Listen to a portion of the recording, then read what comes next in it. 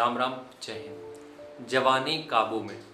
देखो, जो तुम्हारी ये हम भी सुनते थे, लेकिन हमने भी घंटा को ध्यान दिया नहीं, तो हमें लगता है हम तुम्हारी एज के, अभी तो शायद तुम मेरी बात समझ जाओ कि जो टाइम तुम्हें मिल रहा है या फिर जो टाइम अपनी पीक का होता है, जब अपने टेस्टोस्टेरोन पीक पे होते हैं या फिर अपन के अंदर बहुत विल पावर होती है कुछ करने की, कुछ भी फोड़ने की, उसको वेस्ट मत करो। क्योंकि हमने वेस्ट किया है, इसलिए हम तुम्हें बता रहे हैं। हम यहाँ मास्टरबेट की बात नहीं कर रहे हैं, बुद्धि न लगाना चाहता।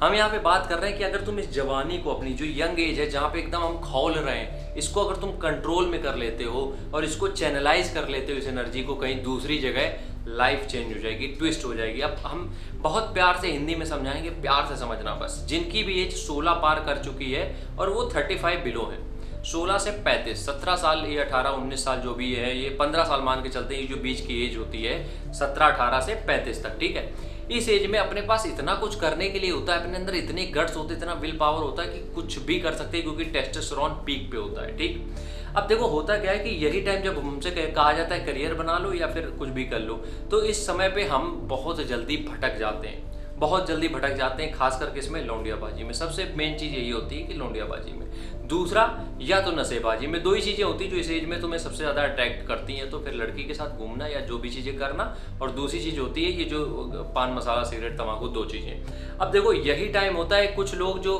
बोलते हैं ना 1% में, 1% वो वही लोग होते हैं जो इस जवानी को, जो ये एनर्जी है, उसको सही जगह पे लगा पाते हैं। क्योंकि तुम अगर आज तुम लौंडेबाजी कर रहे हो, तुम 6 लड़कियों के साथ घूम रहे हो, 5 लड़कियों के साथ घूम रहे हो, आज कोई और, कल कोई और, अगर तुम ये सब तरीके से चीज़ें कर रहे हो, तो यकीन मानो इसका कोई एंड रिजल्ट तो है नहीं, कोई एंड रिजल्ट नहीं है, या हम कहें इसका 1 साल बाद भी कोई रिजल्ट नहीं है। तुमने जो 1 साल बर्बाद किया वो बर्बाद है हुआ, उसमें कुछ तुम्हें नहीं मिलने वाला है। और लोगों को हमने देखा है 1 साल नहीं, 6 साल इसमें बर्बाद कर दे रहे हैं, ठीक है। तो तुम लोग जो वीडियो देख रहे हो, उनके पास अगर एक मौका है, अगर तुम्हारी इस बीच में एज है, तो हम बस इतना चाहते हैं कि इस एज तक थोड़ा अपने आप को कंट्रोल करके रखो, अपने इमोशन को, अपने फीलिंग को कंट्रोल करके रखो। अब कंट्रोल करने का मतलब ये भी नहीं कि कंप्लीटली कंट्रोल कर लो, नहीं, जो चीज़ें कर रहे हो करते रहो, लेकिन मोस्ट ऑफ द एनर्जी अपनी प्रोडक्टिविटी पे लगा दो, अपनी क्रिएटिविटी पे लगा दो। अगर तुम्हें पढ़ाई करनी है, पढ़ाई को नए क्रिएटिव तरीके से करना चालू कर दो, क्योंकि एनर्जी तुम्हारे अंदर बहुत है और कोई क्षमता की कमी नहीं। 15 घंटे दबा के पढ़ोगे, कोई दिक्कत नहीं होगी, ठीक है।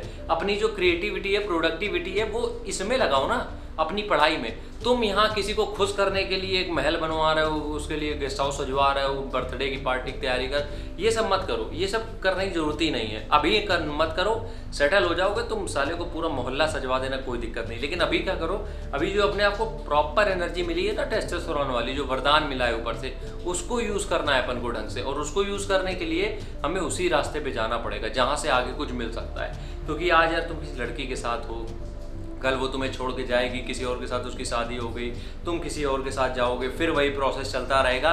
इससे निकलना कुछ नहीं है, इससे निकलेगा कुछ नहीं। तो फिर फ़ायदा क्या हुआ, जिससे कुछ हमें मिल ही नहीं रहा है। लेकिन जब तुम इसी एनर्जी को कहीं दूसरी जगह यूज़ करते हो, तो उसका फ़ायदा क्या, जीवन भर फ़ायदे होते हैं। तो मेरे हिसाब से ये तुम्हें करना चाहिए, बाकी तुम्हारी मर्जी।